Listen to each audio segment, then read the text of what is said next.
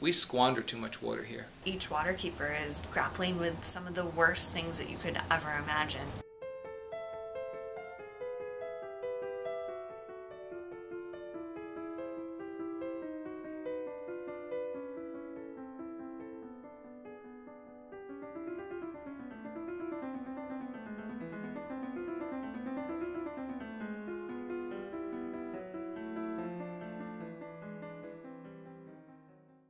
In many ways, we are strangers to water, detached from its origin, its value, its vulnerability. It is as important as gasoline or milk or electricity. The term clean is very subjective because there's so many things that you don't see. So you can turn on the tap or you can look at a body of water and it could look perfectly clean. It could be clear, and it doesn't necessarily mean that it's safe. We have removed ourselves from the process that water endures before it reaches our taps, our crops, our oceans, our rivers. Water is taken for granted. We're so lucky. I think that there's a disconnect in general about where your food comes from and where your water comes from. It's always been there for you. It's only when all of a sudden maybe the landlord had to turn the pipe off because he has a leak in the basement, then you start worrying about, oh my God, I don't have any water. What's going on here? The Dutch gave up. You know, they ran out of clean water. They ran out of potable water here and said, you know, take us hostage. You have water on your ships for us to drink.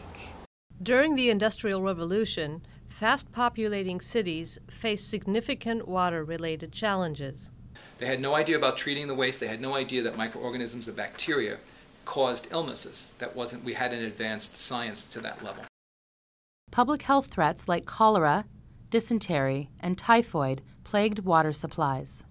So bacteria and also sometimes viruses that come from fecal matter, whether it's animal or human, and so we weren't really doing a good job of treating, collecting and treating our waste. There's an old captain story that the waters around New York City were so polluted that the barnacle growth underneath the hull of the ship would die off and would save them an opportunity to have to go into dry dock and have it scraped off.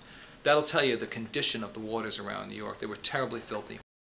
It wasn't until the discovery of the germ theory in 1861 that water was marked, made socially visible, and identified as a hazardous carrier of disease. Wastewater treatment started to become apparent in the middle to late 1800s. Once this connection was made, hygiene and sanitation became the new doctrine for a post-industrial society.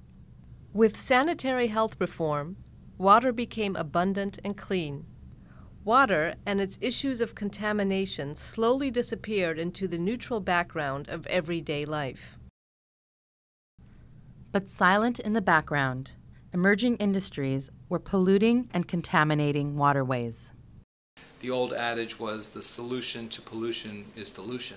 There were no real laws at the time of what could go into the river. The safest thing to do at the time was we couldn't store it on land. We thought the river was the ultimate way of disposing it. Industry and pollution would flourish in decades to come. The novelty and momentum of innovation would push water even further into the unmarked background of a thriving consumer culture. The public and society and government started to realize we have a massive job here to do. We've had 200 to 300 years worth of pollution, and we have to start cleaning it up and regulating it. Despite the Clean Water Act of the early 1970s, industrial fallout continued to create environmental trade-offs with grave and invisible consequences. Even with consumers confronting water degradation issues, they were and still are largely unaware of contemporary pollutants lingering in our waterways. Within agriculture alone, runoff from crops overwhelmed with fertilizer and pesticides have contaminated our bays and streams. Pesticides are very complicated chemicals that we cannot break down in the treatment plant. So if you gave it to me, it's going to go right through the treatment process and right out into the river. Now fertilizer is a different story. Fertilizer is amazing because everybody wants a green lawn and perky flowers, but we over-fertilize. Nitrogen runoff from industrial farms and conventional uses threaten biodiversity and create oxygen-depleted, lifeless, dead zones. And what happens is it causes algae plumes.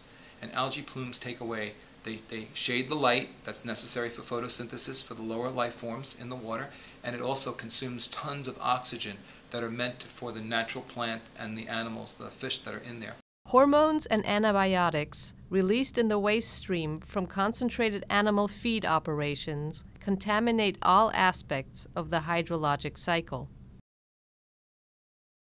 Western society has also become accustomed to vast amounts of pharmaceuticals, prescription drugs, and personal care products now being detected in our waterways. Everywhere humans have been, you can see that humans have been there in the water based on pharmaceuticals, endocrine disruptors, personal care products, things like shampoo and lotion that comes off you when you're showering. We would have to have so many individual types of treatment facilities for the different types of medicines, the hundreds and thousands of medicines that we consume. So it's not an easy answer. Such trace pollutants have become embedded in society, creating unseen consequences manifesting in our bodies of water. Most folks don't realize what's happening once it passes through us and into the waste stream. Concern over the effects from these products is just only beginning to make its way into the public and environmental health debate.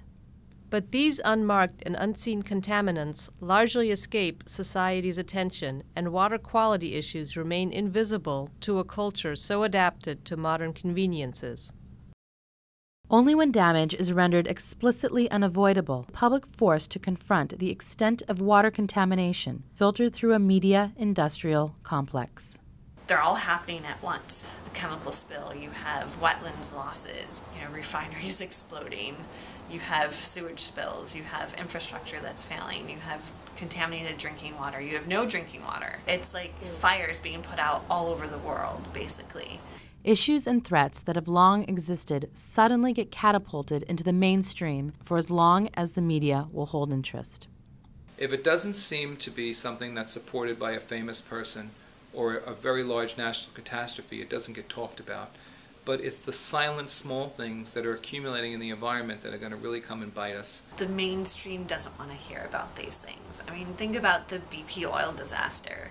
A year later, there's still oil rolling up on the shores. And now the public is so apathetic.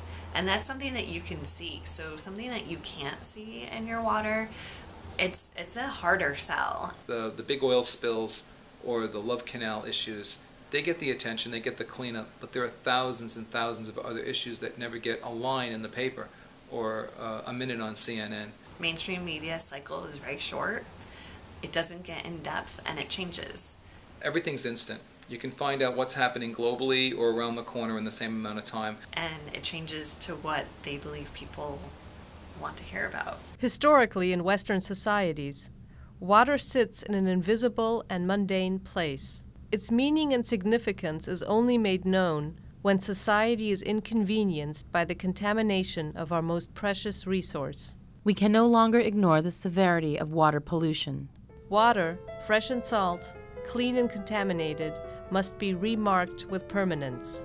New social perceptions need to be constructed, reflecting the honor, value, and respect water demands and deserves. I don't think that there should be a trade-off between living in a modern, civilized society and having clean water. I think that clean water is important to everyone. People have to be more vigilant about their environment. They have to ask a lot of questions. They have to know what's going on. Don't ever, ever rely on somebody else to tell you the story. Figure it out yourself. People need to make water a priority. Challenge it, constantly challenge it, and I think you'll be a better person and a healthier person in the end.